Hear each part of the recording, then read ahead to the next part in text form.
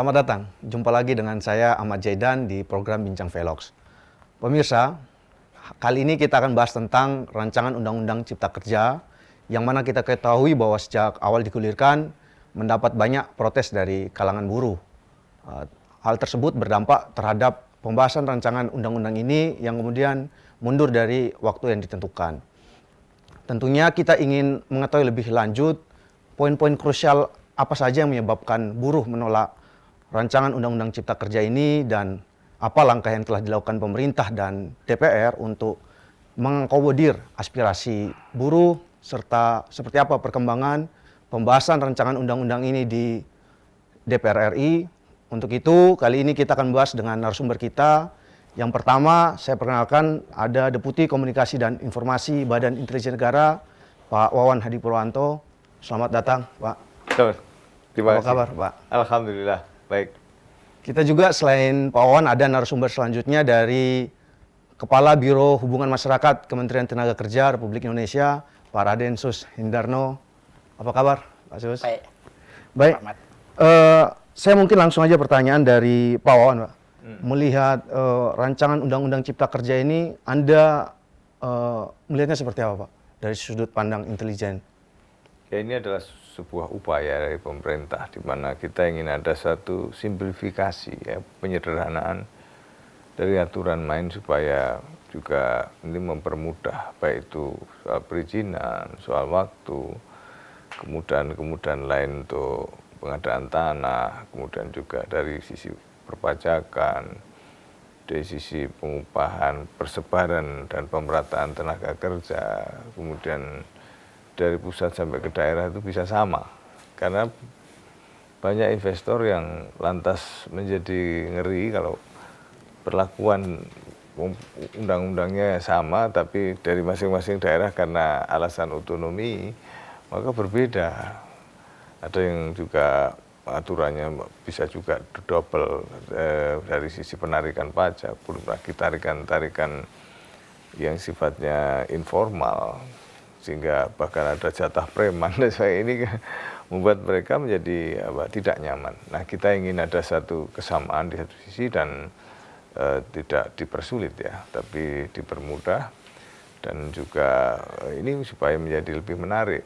Kalau satu wilayah dengan wilayah lain sama sehingga terjadi pemerataan, tidak tumpang tindih satu dengan yang lain, kemudian juga ada keberpihakan. Bagaimana supaya iklim usaha itu makin meningkat, kemudian juga gairah untuk membentuk usaha-usaha baru di kalangan muda, entrepreneur baru. Ini karena dipermudah dan simple, maka girohnya makin naik. Itu yang kita inginkan.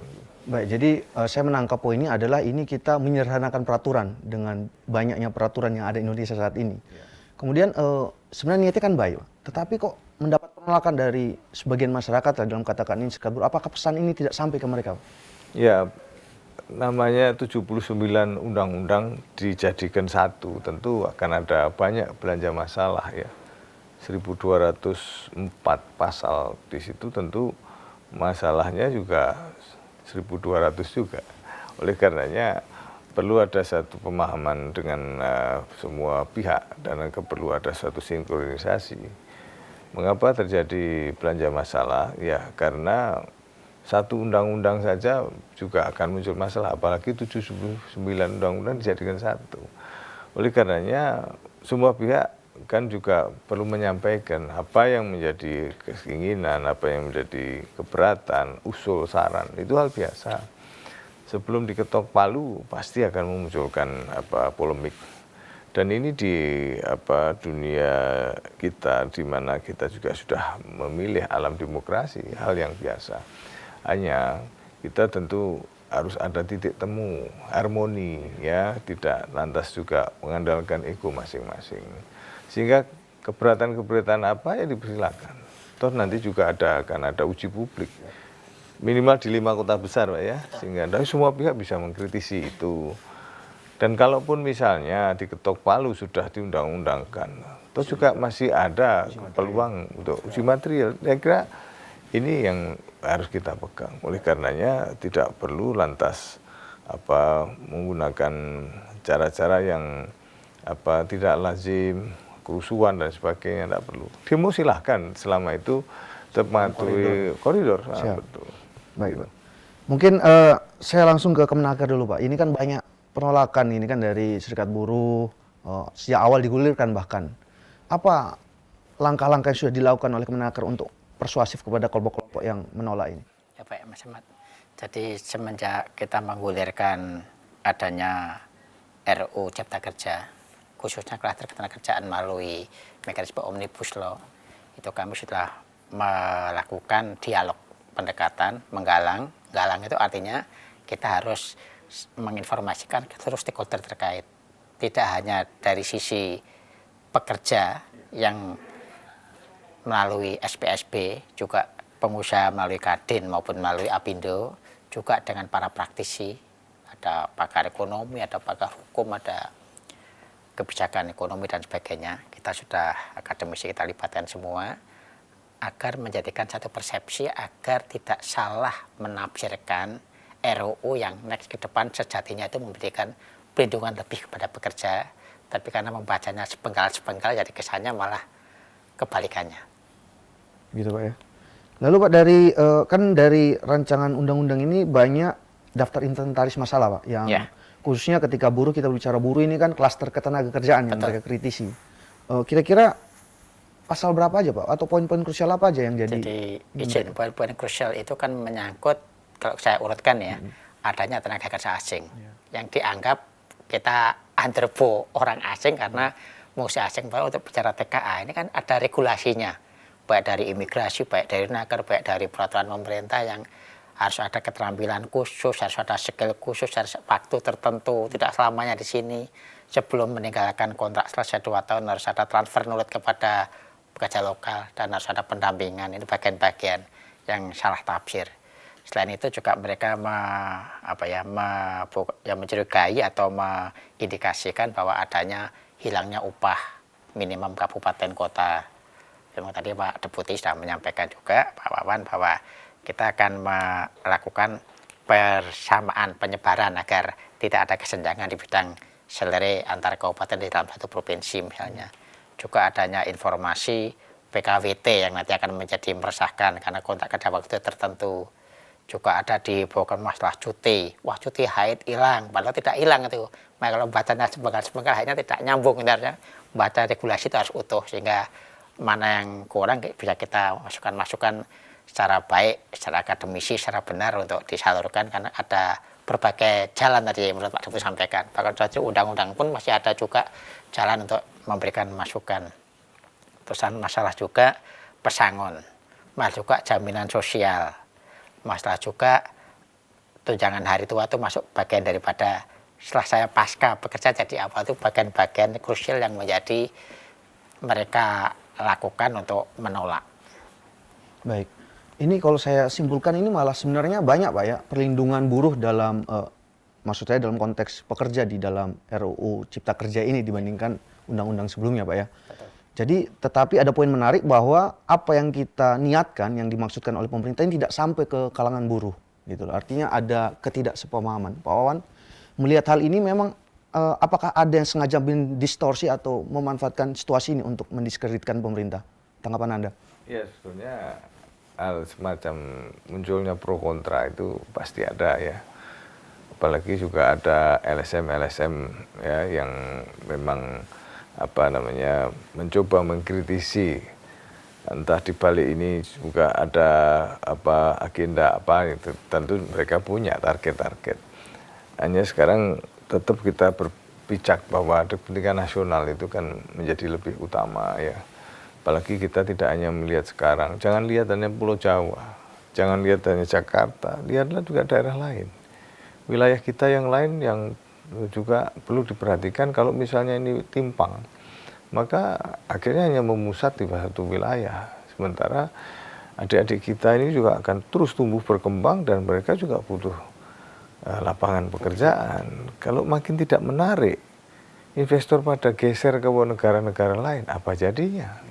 Yang terjadi ya pengangguran yang terus meningkat, dan ini dampaknya akan makin berat karena ada ledakan penduduk yang bonus demografi yang akhirnya tidak terkelola karena mereka itu harus diserap. Nah, kalau tidak ya dampak sosialnya luar biasa, termasuk juga kriminalitas. Dan ini tentu kita harus berpikir jauh, melompat di dalam tingkat waktu ke depan seperti apa jadinya. Dengan adanya sesuatu yang menarik bagi investor, maka dengan demikian maka terbuka secara luas keinginan-keinginan untuk membuka area-area baru yang lebih produktif lah. Dengan demikian maka serapan adanya tenaga kerja yang baru dan terus terlahir dari generasi-generasi yang akan datang, ini akan lebih fleksibel lah kita tampung. Dan demikian maka daya saing, daya beli masyarakat, serta juga tingkat income ini akan terus naik. Dan kita sadari bahwa ke depan itu persaingan makin berat, makin ketat. Kemudian juga era digitalisasi, bukan hanya masalah SDM saja, bagaimana kemampuan dia dari sisi peningkatan ability, quality, serta juga penguasaan IT. Ini makin berat. Kalau kita terus berkutat pada persoalan yang elementer, tanpa ada suatu dorongan untuk mendongkrak dari sisi quality tenaga kerja, maka kita akan jalan di tempat terpuruk dan akhirnya apa yang dicita-citakan memberikan kesejahteraan masyarakat sulit. Padahal Presiden Amerika Donald Trump mengatakan bahwa Indonesia itu masuk kategori negara maju. Nah, ini sebuah spirit baru bahwa kita mesti acceptable lah terhadap perubahan-perubahan dan dinamika yang ada, karena justru inilah jalannya, bahwa ke depan mesti ada suatu langkah terobosan, langkah kuda, bukan linear saja begitu. Kemudian Pak, ini mungkin saya menangkap keluhan di masyarakat yang mungkin perlu saya tanyakan. Ini dengan adanya RUU Cipta Kerja ini, salah satunya yang ditakutkan oleh kelompok buruh, pekerja, ibaratnya adalah serangan dari pekerja asing yang masuk ke Indonesia. Dari intelijen kan tentu punya data Pak. Ini kita juga untuk melihat selama ini viralnya bahwa ada serangan dari ada datang berbondong-bondong ke Sultra, kemana gitu Pak, pekerja asing. Apakah jumlah tenaga kerja asing sudah sedemikian membahayakan bagi Indonesia Pak? Kalau menurut saya sih tidak lah, masih terukur lah, under control dari jumlahnya juga, dari data yang ada juga masih jauh lebih banyak tenaga kerja kita yang ke Malaysia, ya, ke Hong Kong, ke Arab Saudi, entah juga di sana tidak lantas menguasai dari wilayah atau negara itu, juga tidak. Jadi sama-sama sekarang give and take lah. Juga tenaga kerja asing yang di Indonesia jumlahnya juga masih terukur ya, tidak seperti apa yang digembar-gemborkan itu. Dan kita ini negeri kita sendiri yang atur. Dan kenyataannya mereka juga mau nggak mau kan juga harus patuh dengan apa yang ada. Dan disadari bahwa jangan terus kita mudah terprovokasi dengan adanya agitasi serta berita hoax tanpa ada suatu cross check ya, recheck, cross check. Oleh karenanya dengan kesempatan yang sama pula bahwa negara-negara lain juga memberikan peluang bagi Indonesia untuk bekerja yang sama di sana. Pekerja-pekerja khusus di Indonesia, khususnya yang dengan teknik tinggi yang kita belum menguasai, mau nggak mau memang pada awalnya juga datangkan dari tenaga-tenaga luar. Nah, untuk selanjutnya ada transfer of teknologi. Nah, ini nanti untuk jangka waktu yang sudah ditentukan mereka harus memberikan itu. Dan nanti juga makanya saya bilang tadi perlu digenjot SDM. Untuk bisa menyesuaikan kondisi yang ada, terutama terkait hal-hal teknis gitu. Karena kemajuan zaman kan kita SDM sebagai kunci untuk kita dapat bersaing dengan bangsa manapun juga untuk Indonesia ini maju. Kan seperti itu Pak. Man behind the gun, itu nggak bisa dipungkiri gitu Mas. Iya, baik. Mungkin saya ke Kemenaker dulu Pak. Ini kita kan penasaran juga, karena sejak lama sejak digulirkan. Sejauh mana Pak perkembangan pembahasan RUU Cipta Kerja saat ini Pak? Baik, jadi Kemenaker kebetulan sebagai leading sektor, biarpun di bawah komando daripada Menko Perekonomian, karena ada beberapa regulasi yang dijadikan simplifikasi tadi, kita telah menginisiasi untuk membuat pokja-pokja dengan baik tripartit nasional itu artinya ada pekerja diwakili SPSB maupun dengan pengusaha diwakili Apindo maupun Kadin untuk membuat des-des sesuai dengan crucial point tadi itu. Sehingga artinya setiap crucial point ada desnya diwakili oleh tripartit tadi, baik pemerintah, pengusaha atau Kadin Apindo maupun serikat-serikat pekerja. Nah, itu kita melakukan rapat sudah 11 kali. Memang kita tidak memungkiri ada 2 konfederasi yang mengundurkan diri, sehingga yang 6 itu eksis bersama Naker, pembahasan 9 kali, hadir terus, dan bahkan mereka menitipkan ke Bu Menteri untuk mengawal agar draft yang dibuat oleh Pokja ini dapat tersampaikan ke Balik untuk dilakukan pembahasan. Jadi Bu Menteri sudah melalui Menko Perekonomian menyampaikan draft pembahasan ke DPR atau ke legislatif, bahwa yang draft awal dulu disampaikan itu inilah yang dikehendaki oleh masyarakat untuk dijadikan pembahasan dalam modalitas panja persandingan dengan draft yang original. Jadi Pak, barangkali ini perlu dijelaskan juga dari yang menarik diri dan yang mendukung, ada datanya Pak? Mungkin kalau saya biar gak salah ini. Ya. Jadi 6 konfederasi yang tetap eksis bergabung di antara 8, itu pertama ada yang diketuai oleh Pak Yoris, itu ada KSPSI.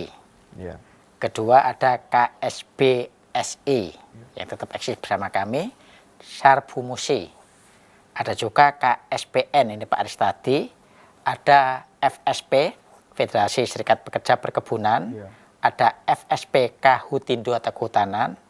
Itu yang eksis bersama kami hingga sampai 11 kali pembahasan. Biarpun yang intent dengan hanya itu 9, tapi yang 2 dengan pemerintah atau kementerian lainnya. Dan ada pun 2 yang mengundurkan diri, tidak kita pungkiri, 1 yang Pak Andi Gani Nenawea maupun Pak Said Iqbal, yaitu KSPI.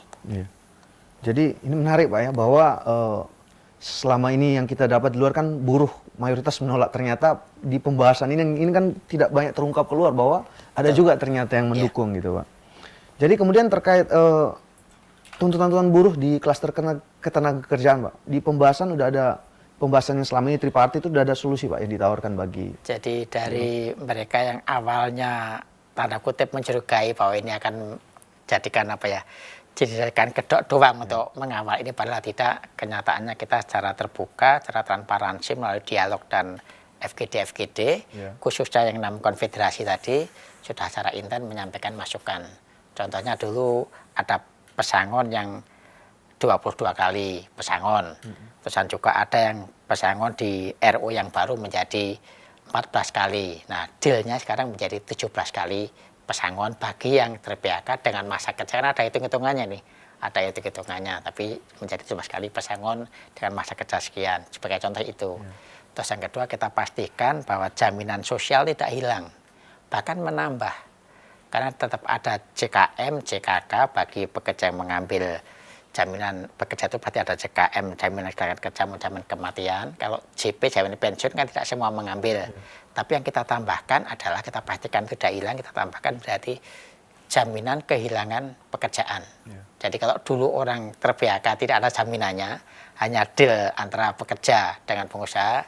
Selain itu sekarang deal juga dari coverage BPJS Ketenagakerjaan kan memberikan coverage mana jaminan kehilangan pekerjaan baik berupa pelatihan, reskill, upskilling maupun uang pesangon.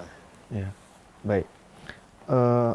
Dari penjelasan ini kita mengetahui bahwa ada kelompok buruh asosiasi yang menarik diri 2 gitu kan, 2 daripada itu menarik diri yang bahkan kita lihat bahwa mereka tetap melaksanakan aksi demo, Pak. Berkali-kali kan sampai sekarang pun masih melaksanakan aksi demo. Mungkin saya alihkan kepada Pak Wawan, bagaimana Pak peran BIN mencegah resistensi dari kelompok buruh ini dalam konteks menjaga stabilitas nasional Pak? Artinya dengan demo-demo yang mereka lakukan. Ya, sebetulnya komunikasi yang baik akan menghindarkan terjadinya miskomunikasi. Demo itu kan tidak dilarang selama dia juga mematuhi aturan, kemudian dia melaporkan kegiatannya, tidak melampaui batas waktu, jam yang ditentukan, dan tidak anarkis. Selama dia mematuhi itu tidak ada masalah. Tapi komunikasi terus dibangun, diplomasi, apa yang disampaikan dari Hasrat itu tanpa ada suatu tindak pidana yang nantinya menyeret mereka andai kata menabrak aturan main. Di era demokrasi ada 3 hal, kebebasan, kesetaraan, dan aturan. Ini harus dijunjung tinggi. Sehingga ego-ego sentris yang selama ini mungkin menggelayuti bahwa mereka ingin memaksakan kehendak, sebetulnya tidak perlu seperti itu. Disampaikan secara proporsional. Andai kata pun belum diterima secara keseluruhan, paling tidak ada harmonisasi dari itu. Toh juga banyak pasal-pasal krusial yang akhirnya diadopsi oleh di dalam pembahasan-pembahasan itu. Jadi prinsipnya kita semua ingin memberikan yang terbaik. Tidak ada pemerintah ingin menyengsarakan rakyatnya, itu tidak ada. Tapi dengan simplifikasi dan kemudahan tadi justru akan menjadi murah, produk-produk bisa bersaing, energi bisa juga terjangkau.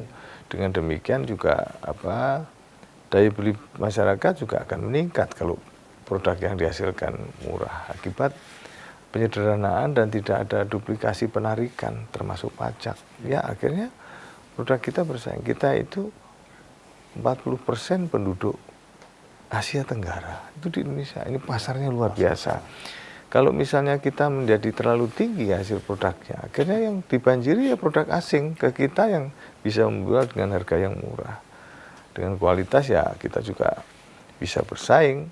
Akan tetapi kalau misalnya kita juga harga sudah bersaing, kualitas kita genjot, pada akhirnya buruh juga yang sejahtera. Karena perputaran bisa cepat. Produk-produk bisa terserap di pasar dan harganya bisa terjangkau. Yang akhirnya kita menjadi salah satu pilihan terbaik dari yang ada. Oleh karenanya, demo-demo seperti apa yang terjadi selama ini, tetap kita berikan literasi kepada saudara-saudara kita yang mungkin mereka belum paham apa maksud dari adanya aturan-aturan ini. Karena apa? Negara-negara maju sudah mulai menerapkan ini. Kita juga tidak ingin ketinggalan kereta. Kita juga tidak ingin lantas menjadi follower, tapi bagaimana menjadi leader di dalam proses pembaharuan di mana di era digitalisasi ini menjadi sangat krusial. Mudah-mudahan ini lambat laun bisa dipahami lah oleh saudara-saudara kita yang selama ini mungkin hanya membaca dari sebaran aturan-aturan awal. Perubahannya tidak tersampaikan. Nah itulah sehingga persepsinya perlu diubah dari sini. Baik. Jadi saya menangkap pesan kuat bahwa pemerintah sejatinya semua kan tidak ada yang mau menyengsarakan masyarakat lah Pak. Nah, kemudian mungkin karena kita juga terbatas oleh waktu Pak, mungkin saya minta closing statement dari Pak Wawan kepada masyarakat berkaitan dengan pembahasan rancangan Undang-Undang Cipta Kerja ini kepada masyarakat. Memang kita harus punya kepedulian terhadap pergerakan yang ada. Buruh pun juga harus melek politik, karena politik itu menentukan kebijakan publik. Kita hargai dan apresiasi pemikiran-pemikiran mereka dan sampaikan secara baik dan dengan data yang baik pula, serta hindari adanya penyesatan atau pembelokan faktual yang akhirnya menjadikan salah persepsi, dan ajari para buruh atau pekerja kita ini untuk biasa berpikir kritis analitis tapi berdasarkan sains dan data yang betul, sehingga tidak berdasarkan asumsi yang akhirnya menelan mentah ada produk-produk hoax. Nah, dengan adanya literasi semacam ini akan memberikan pencerahan sebagaimana kondisi senyatanya. Marilah kita tingkatkan kualitas produk, kualitas SDM, jaringan, IT, serta kualitas pendukung lainnya sehingga negara kita betul-betul menjadi negara maju seperti apa yang disampaikan oleh Donald Trump. Demikian. Baik, terima kasih. Pak Sus, mungkin ada closing statement kepada buruh dan masyarakat ya terkait pembahasan. Pertama-tama bahwa ini membuktikan negara hadir. Negara hadir itu artinya negara aware terhadap masyarakatnya, khususnya dalam hal ini adalah klaster ketenagakerjaan, yaitu para pekerja buruh dan tidak lupa tentunya pengusaha juga. Karena ini juga masuk ke era digital yang selama ini manual juga akan beralih menjadi kompetensinya menjadi ke digital. Nah, kita harus memikirkan juga masa depan, karena di dalam RUU Cipta Kerja ini sejatinya kan juga menginginkan untuk membuka lapangan kerja seluas-luasnya. Mengingat setiap tahun itu ada 9.050.000 orang pengangguran setiap tahun ini. yang harus dicarikan tempat kerja, perlu peluang kerja, perlu pasar kerja yang dapat menyerap mereka. Kebetulan di RUU Cipta Kerja ini juga memikirkan yang akan masuk dunia kerja, yang sedang bekerja maupun next pasca mereka bekerja, apalagi masuk dunia digital. Jadi kami menghimbau kepada seluruh rekan-rekan saudara-saudara kami bekerja, pertama benar-benar didalami filosofi ini bahwa negara hadir untuk memberikan perlindungan. Karena selain itu juga kita memberikan perlindungan kepada pekerja. Jadi dengan adanya coverage perlindungan kecelakaan kerja, kematian ditambahkan dengan apabila di PHK juga ada perlindungannya. Dan yang terakhir, membaca soal regulasi tolong jangan sepenggal-sepenggal. Dari yang lama dibaca, yang baru dibaca, total dibaca sehingga tidak mudah dibelok-belok. Karena ini dunia kita kan dunia hoax nih. Jadi HP yang kita genggam nggak bisa itu isinya hoax semua. Kalau kita nggak teliti akan masuk ke jurang hoax. Demikian. Baik, Pak Wawan, Pak Sus, terima kasih atas waktunya. Semoga apa yang kita perbincangkan hari ini dapat bermanfaat bagi masyarakat. Amin. Demikian pemirsa Bincang Velox kali ini, saya Ahmad Jaidan, sampai jumpa.